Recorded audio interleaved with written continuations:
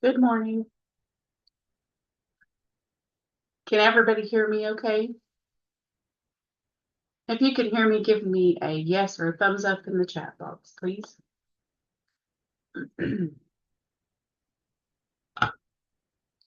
All right. Also, I need you to type your name in the chat box to sign into class if you're here. Just first and last name.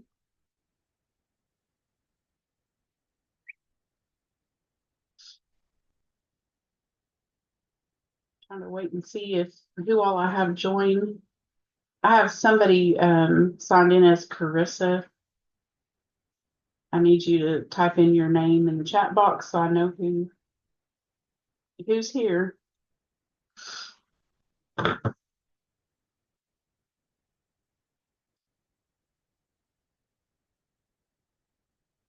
right.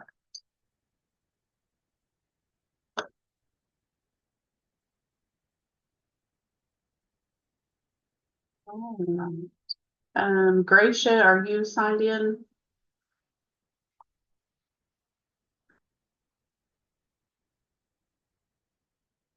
All right, I'm gonna change that.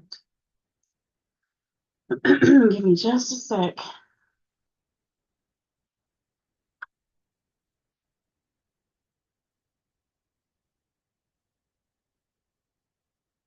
That's okay. All right, we're gonna go ahead and get started. So welcome to reading class. Some of you have been here before. Um, we're just gonna go over how the class works. So we will meet on Zoom every Monday and Wednesday from now until the end of the course. This is a month-long course. We meet on Zoom at 9 a.m. and then we go over the lesson for the day. And then we leave Zoom by 10 a.m. and then we go work on assignments on your own that I assign you for that day. And then we meet back on Zoom again at 11 and we go over all of those assignments for the day together. I'll answer any questions you might have about those or anything you didn't understand. And then we will dismiss by noon, 12 p.m. So class is technically from 9 to 12 on Mondays and Wednesdays. So if you miss a class for any reason, video recordings are posted as Google assignments later that same day. Um, they have to be over. I have to have them recorded and uploaded and all that. So it takes a little bit of time. So it's usually, I would say by about 1, I usually have all of those posted. So if for some reason you do have to miss, those are there for you to watch. That's what they're there for. I do strongly recommend that you make every effort to attend live Zooms. Some of you don't have a choice. Some of you are at the center. But if for some reason you do miss one, um, get in there and make it up as soon as possible. But I do strongly recommend that you try to join the live Zooms. I'm getting tongue tied this morning. They are more interactive and you can ask questions as we go and it just works out better and it's better for your learning. We understand that things happen. That's why we post those recordings. So don't sweat it. All right, just a little note about classwork.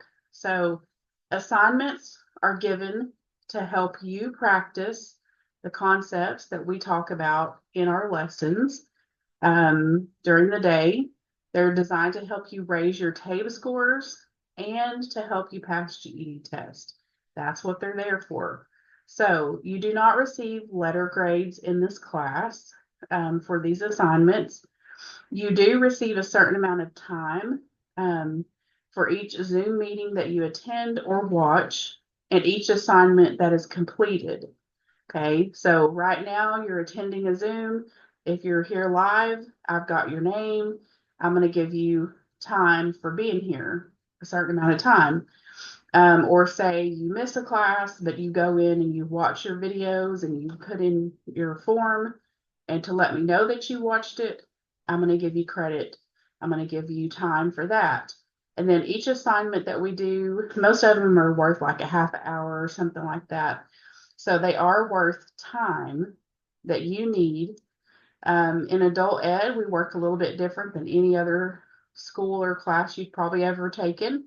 Once you reach 40 hours of instructional time, you will take what we call the post-TABE. That is the exact same test that you took when you registered. It covers reading, math, and science. Most of you did all three of those. So it's the same test. It's a little bit shorter because we don't have to do a locator test in there. But the reason we do that is to watch for improvement. So naturally, after you have some work under your belt, some instructional time, you should be improving. So that's what we're trying to see whenever we do post-test. So rushing through assignments just to get them done and turned in does not help you learn, and it does not improve your TABE score. It's all about the learning. So that's why we have assignments. That's why we go over them together to help you learn from mistakes and things like that. Any questions so far? All right. If not, we're going to keep on moving. Just a little bit of housekeeping tips here. So always sign into the chat box on Zoom meetings. At the beginning and at the end, we're going to sign in, and at the end, we're going to sign out. That's basically like our roll call. It's how I know you're here. It's how I give you credit. You do not have to have your camera on to join Zoom and participate in class. You just have to have your microphones. And of course, you can use the chat box. But please keep your microphones on mute when you're not using them to cut down on background noise. You can ask questions on your microphone or in the chat box. Just make sure you're on mute when you're not using. Let's see. Be respectful of others at all times in class. Let's take a look at your Google class really quickly in case you've never had a Google class. So usually whenever you get in, it looks something like this. You're going to click on the class and it's automatically going to pop up your stream.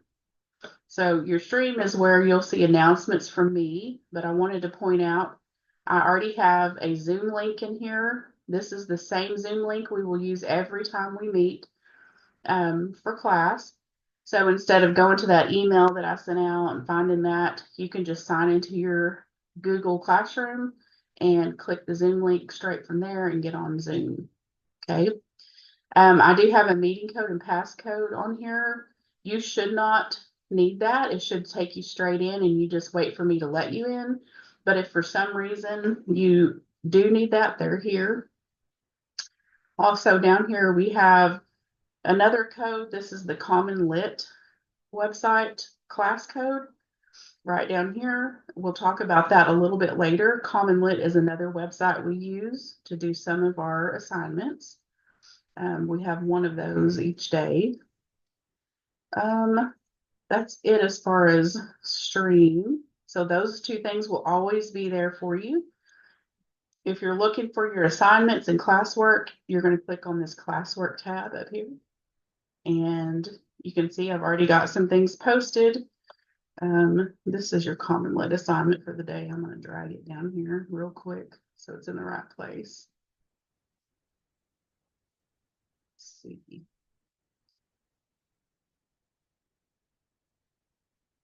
There we go. Okay, so I have a landing page that a welcome, just some information about the class. We have a landing page that has my contact information and things like that on there. Let's see what else. Before class begins, the syllabus, that's all about the class and assignments. There was a syllabus quiz that you needed to do. If you haven't, no big deal. You can do that here in just a little bit. My instructor bio, that's just about me. And then there was a little tell me about yourself assignment. Those don't take very long at all, and you can do those later if you haven't already. And then today is going to be April the 7th, class 1. And this is where all of your assignments for today are going to be. But we will get to those here in just a little bit. we're going to go back and we're going to go ahead and get started on our lesson for today. Are there any questions about the class or how the class works or anything like that so far? Now's your chance. All right. Since silence, I'm assuming everybody knows what's going on and they know what they're supposed to be doing. If not, you can always text me or email. All right. So today we're going to be talking about words in context. So when we're reading, we often come across words that we may not know, but we can find context clues in the nearby words and phrases or sentences that help us understand the meaning. So we do this by looking for reading clues that help us find that word meaning, okay? So sometimes words are associated with the field or environment in which they're spoken, such as the medical field. In the medical field, they use words like contusion, abrasion, edema. Well, I am not a medical person. In fact, medical facilities in general make me very nervous and very anxious. So I try to stay away. And I do not even watch medical shows because they make me nervous. So anytime I'm around medical people and I have a brother-in-law and a sister-in-law that are nurses, it's like they're speaking a different language. I have no idea what they're talking about because I do not work in that field and I'm not familiar. So a lot of times, a lot of the words they use, I do not know what they are. Okay. Same thing with the criminal justice field, police officers, things like that.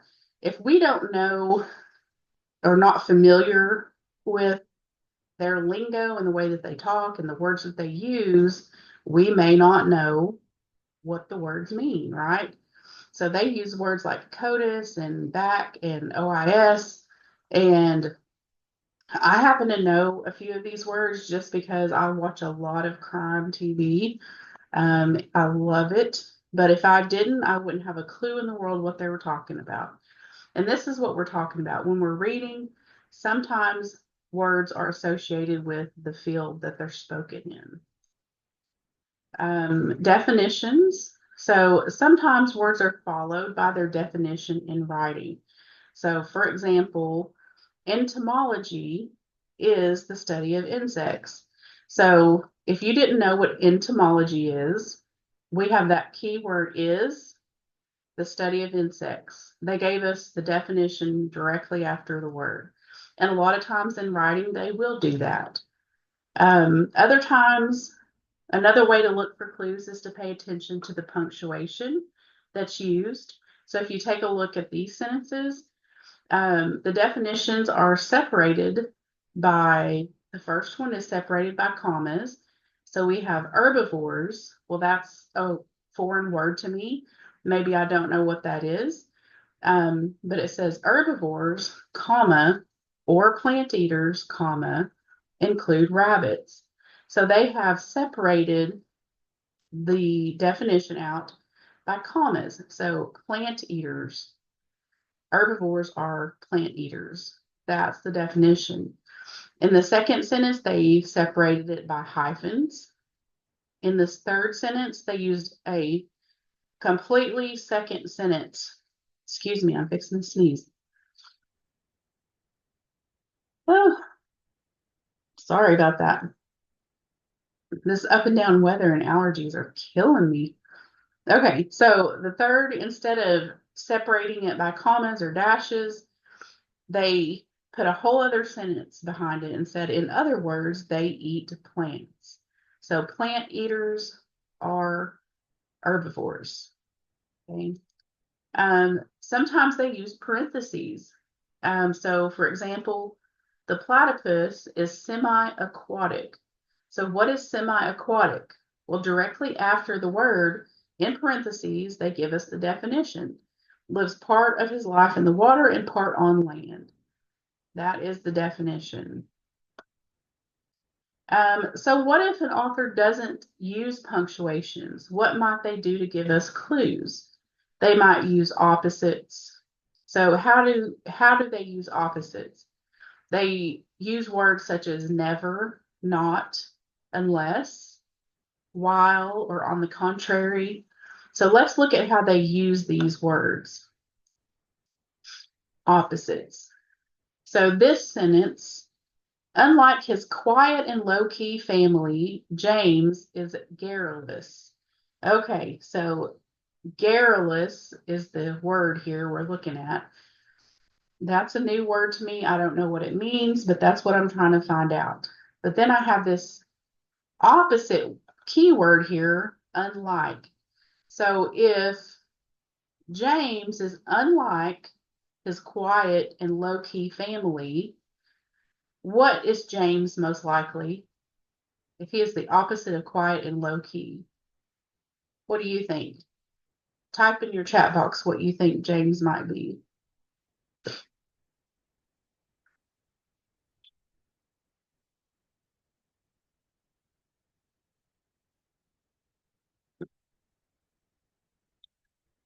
That's a good word, Raven. Outgoing. So he might be loud, outgoing, talkative, right? Probably charismatic, words like that. And how do we know that? Because he is unlike his family, who is quiet and low key. That's how they use an opposite. So garrulous must mean outgoing and loud, right?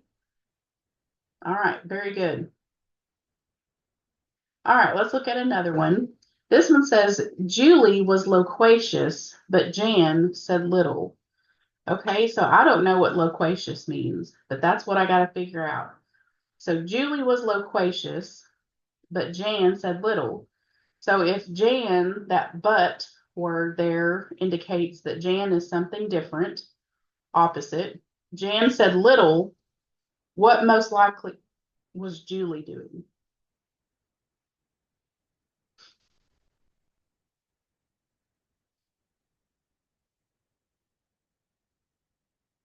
So if Jan said little and Julie was doing the opposite, what was Julie most likely doing?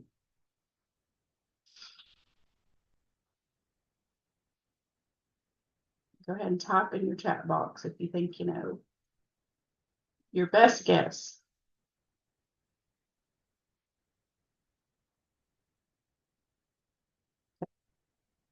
So if Jan was saying very little and Julie was the opposite, she would most likely be talking a lot. So loquacious most likely means talkative, right? That's how they use opposites. Another clue we need to watch for is comparisons. So look for words like as, like, to, or those type of statements. Similar to, in the same way as. These are comparison words. Okay, so how do they use those? Let's look at this statement. I argued vociferously in favor of not moving to a new town. My little brother also argued loudly and strongly for staying put. So these are comparison. They're comparing her or I to her little brother. And it says, if we don't know what that word vociferously, that's a big word. It's not commonly used. I have no idea what it means. That's what we're trying to figure out. But if it says, my little brother also argued loudly and strongly for staying put, what does vociferously most likely mean if it says also? So it means vociferously means strongly and loudly as well, right? That's how we figure out by using comparison words what the word means. All right, some other comparison words that give us clues to look for are such as, for instance, or for example. This such as in this sentence is the key phrase. I may not know what an amulet is, but the word such as leads to two examples of what an amulet may be. So the archaeologists found different amulets such as a rabbit's foot and a beaded necklace. Why do people normally keep rabbit's feet? Does anybody know? This was very popular when I was growing up. A lot of people kept rabbit feet on like a keychain or something like that. Yes, it was for good luck. Okay. A beaded necklace, sometimes that makes me think of like a rosary. A lot of people use rosaries for protection. They put them on the rearview mirrors, things like that. Some people wear them, but it's usually for protection.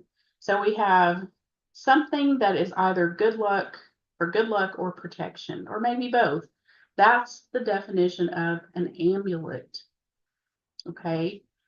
If it gives you the word and then says such as, and then gives you examples, that's how we figure out what the word means. All right. So writers also give us lists and series to describe a word. So what does that mean? They may give you a word with a list of things that follow it. Okay. So for example, North American predators include grizzly bears, pumas, foxes, and wolves. So we're talking about predators. If we don't know what a predator is, this key word that tells us they include grizzly bears, pumas, foxes, and wolves. Well, if we think about all of those animals, what do all those animals have in common? Do you know? I can say, well, they're both meat eaters. They're all meat eaters. And they all hunt for their prey.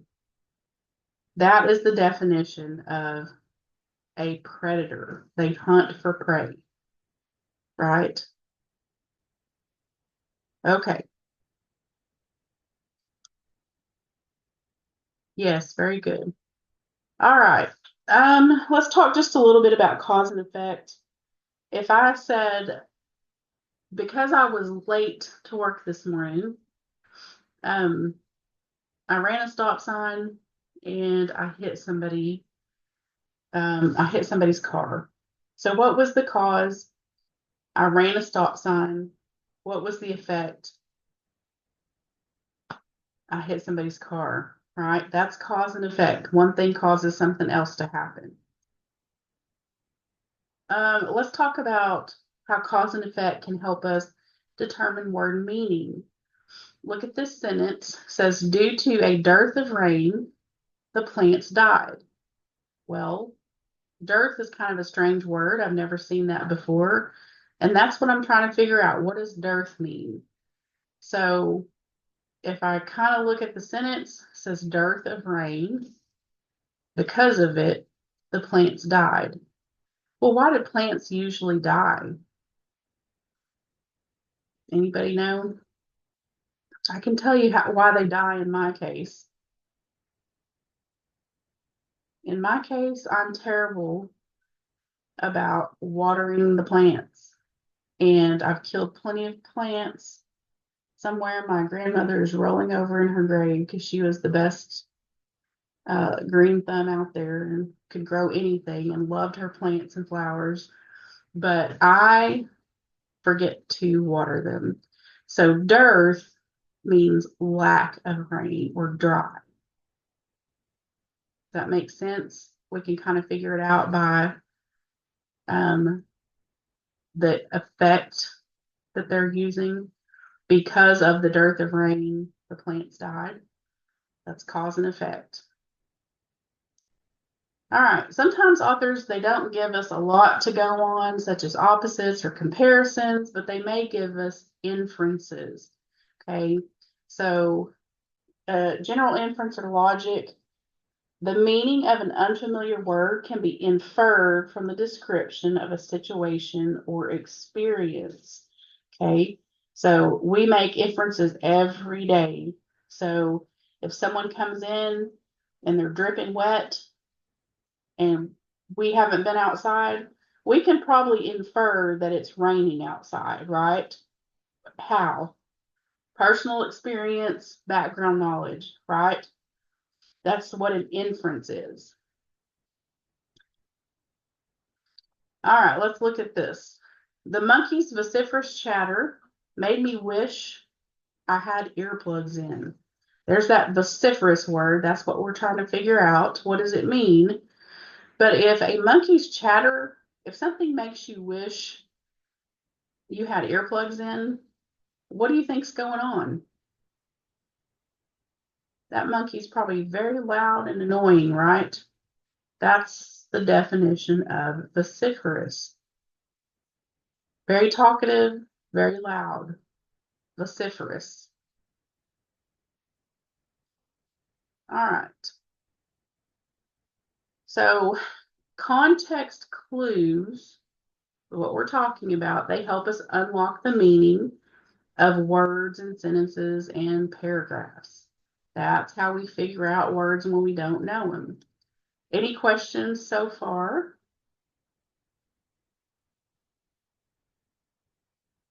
If not, we're going to take just a short break, 5-minute break, 4 minutes actually. We're going to come back at 9:35. So if you need to use the bathroom, get a drink, stretch, do that right now. And I'll see you right back here. Just leave your Zoom up. We'll see you right back here at 9:35. See you in just a few.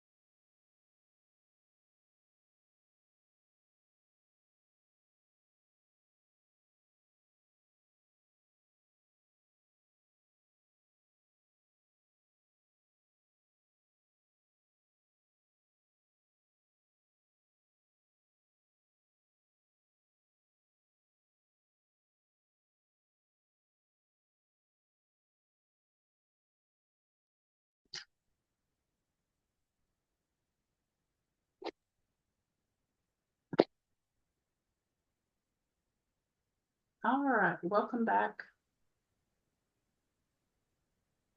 Somebody trying to join, so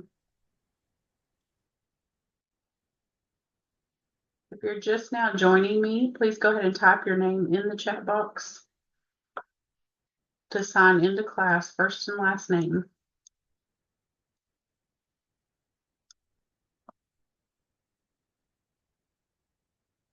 All right.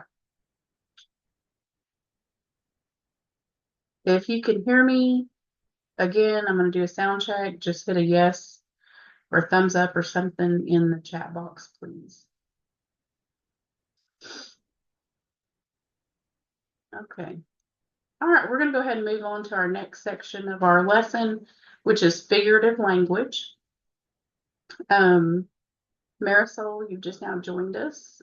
You missed the first half, but that's okay. I do record these and it will be posted as a Google assignment later today, and you can go and watch the first part.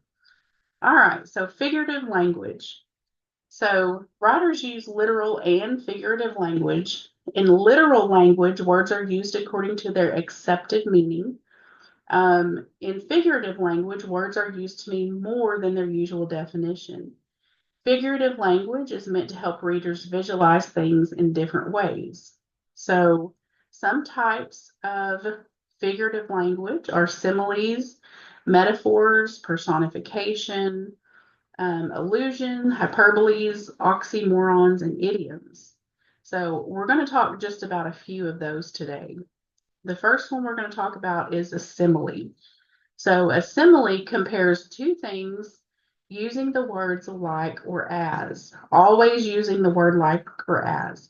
So for example, she is as sweet as pie.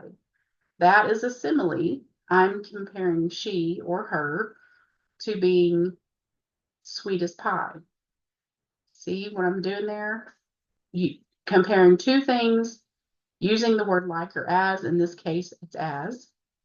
If I said his personality is colorful like crayons, okay, that is a simile.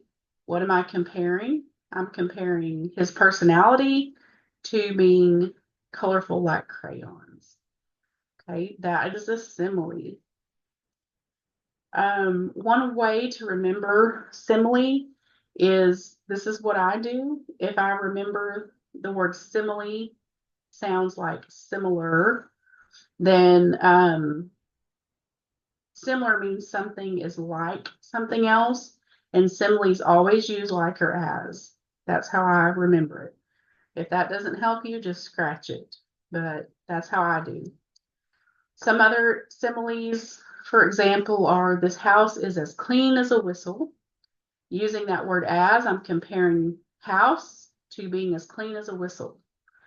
Watching golf is like watching paint dry. Using like, comparing golf to watching paint dry. He is as funny as a barrel of monkeys. Comparing him to a barrel of monkeys. Those are all similes.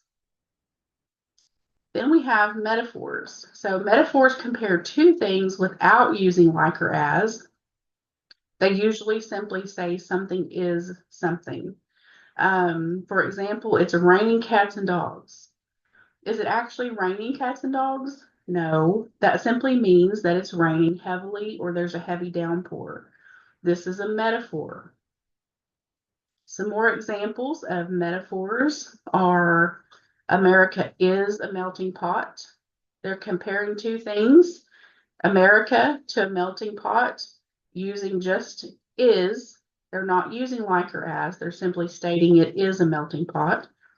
The world is a stage. This is also a metaphor, comparing a world to a stage. My daughter's room is a disaster area. Comparing my daughter's room to a disaster area, just simply stating it is. Life is a roller coaster. Comparing life to a roller coaster, and we're just using that is. We're simply stating that it is, not using like or as. Okay, so just to show you the difference, I've got some similes and metaphors listed out here. So this is the simile version. Her heart is like gold. I'm comparing her heart to gold using that word like. Similes always use like or as. But if I wanted to make that a metaphor, I would simply say her heart is gold. See the difference? The world is like a stage. That's the simile. The world is a stage. That's the metaphor. He eats like a pig. That's a simile. He is a pig. That's the metaphor. You are like a rock. That's the simile version.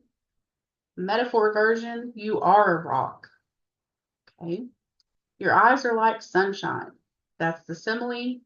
You are my sunshine. That's a metaphor. This last one, it's a little different. Poor as dirt. That's the simile. Sea of sand. We don't really use this saying around here. If here in the South, we would probably just say dirt poor. I don't know who wrote that. I did not, but apparently that's a thing somewhere in the world. But here in the South, we would just say dirt poor. That would be the metaphor. I thought that was interesting. All right, so that's the difference between similes and metaphors. Then we have personification. So personification is when we give human characteristics to animals or objects. So for example, the leaves dance their way through the lawn. Well, do leaves actually dance? No, they don't. Dancing is a human characteristic. But in this case, the author or the writer used it to create some type of visual in your head when you were reading. So if you look at your lawn sometimes, especially in the fall and the wind's blowing, it can definitely look like the leaves are dancing. And that would be a good way to describe it. That's personification. The leaves danced their way through the lawn. I'm sorry, the sea was angry. Okay, so does the sea have emotions? No, angry is a human emotion. But it's a good way to describe to somebody what that sea looked like, especially if you're just writing and you want your reader to visualize it in their head. And if you've ever been out to sea or on a lake and it started to storm, what happens? It usually gets dark, the waves get very rough, and the water can look angry, especially whenever crashing waves start happening, like in this picture. That's personification. Another good way to remember what that means, that definition of personification, if you look at that first part of the word, it says person. And if you remember, you're giving person-like characteristics to animals or objects. That's personification. All right, hyperboles. So a hyperbole is an exaggerated claim that emphasizes a point. So, for example, I almost died laughing. That's an extreme exaggeration. Did I actually die laughing? No, that's just how I would describe it to somebody to let them know how funny something was, right? Dramatic effect. Donald Trump, whether you love him or hate him, I don't care. But he is notorious and famous for using hyperboles. He's always exaggerating things. He says things like, I have the world's best memory, and everybody knows that. There has never been a presidency that has done so much in such a short period of time. He's always exaggerating things. And I'm not just picking on Donald Trump. Before he was a president, he was a businessman, very successful businessman, and he wrote a lot of books about business. And one of the books was called The Art of the Deal. And he is quoted in this book as saying, I play to people's fantasies. I call it a truthful hyperbole. It's an innocent form of exaggeration and is a very effective form of promotion. So he knows that he does it. He knows that he embellishes things. He just uses exaggerated claims to emphasize a point. That is a hyperbole. Okay, any questions so far? Okay. Silence means you understand. Okay. All right. So we have come to the end of our lesson. What we're going to do now, here in just a moment, we're going to break and you have some assignments to do today. And how you find those assignments, you'll look at the screen. You go to your reading class. You want to go to the classwork tab right here. You want to make sure you scroll down to today's class, which is class 1. Today's date, April 7th. All of your assignments are going to be listed out right here. It looks like a whole bunch, but don't panic. They're short. Some of these are just videos. I have a how to submit assignments in Google. So if you've never used Google Classroom before, watch this. It's just a short 3-minute video. It's going to help you keep track of what you've done and what you haven't done better. And then you have a reading to determine word meaning, workplace words in context, context clue video to watch, short video, figurative language, connotation practice. You have a getting started with Common Lit. This just talks about instructions on how to get started. And then you are going to go to your Common Lit assignment. Like I said, Common Lit is another website that we use, but you've got instructions there on how to do that. I will show you that real quick, just kind of what it looks like when you click on that. So when you click on that link to do your Common Lit assignment, it's going to pop up a page like this. So you don't want to do any of these unless you've already had a Common Lit account. So if you've had my class before, you've probably already got an account. You may just have to change your password or something like that. So if you have never used Common Lit, you want to go up here to sign up. And you want to say, I'm a student. And it's going to ask you to enter a class code. So leave this tab up. Go back over to your Google Classroom. Located in the stream. Remember, that's where I have the Zoom link. And then down here where it says Common Lit class code, I've got that listed for you. You can actually copy it. You can go back to that tab and paste it and then submit. And then it's going to say sign up with Common Lit. You're basically creating an account. So it doesn't matter what grade you put in. I just always put in 7th grade. You're going to put your first name, last name, your email address, and password. This is a password that you create. So you need to remember that password, write it down because you're going to need it every time you get into Common Lit, and then you're going to set up your account.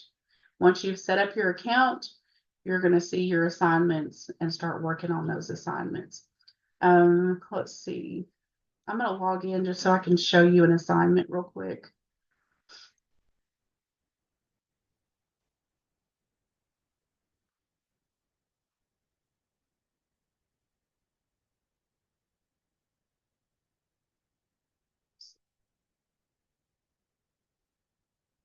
Y'all thought y'all were going to see my password, didn't you?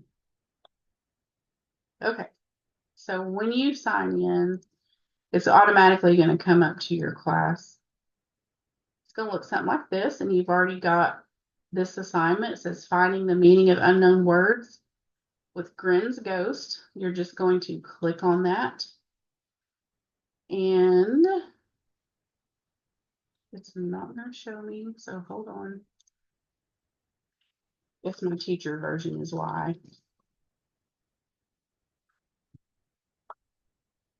Oh, well, I'm still signing in. Hold, please.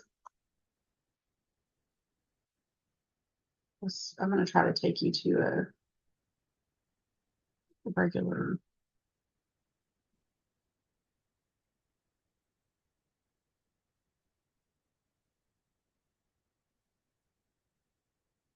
See if I can show you an assignment.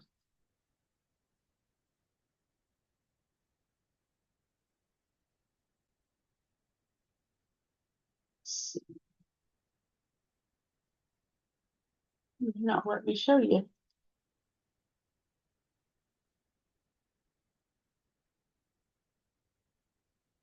No, it's not going to let me show you.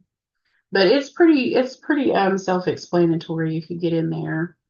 Um, Unfortunately, I'm not going to be able to show you that part. But once you get in there, you'll see what I mean. It's very easy. You just read a passage and then it gives you questions as you go along. So any questions on what you're supposed to do today? If not, we'll go ahead and break for today. Go ahead and type your name in the chat box to sign out of class. And then we're going to meet right back here at 11 and go over all of the stuff that we went over, all of our assignments together. Okay. First and last name in the chat box.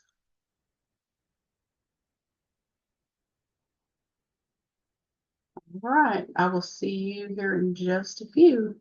11 o'clock.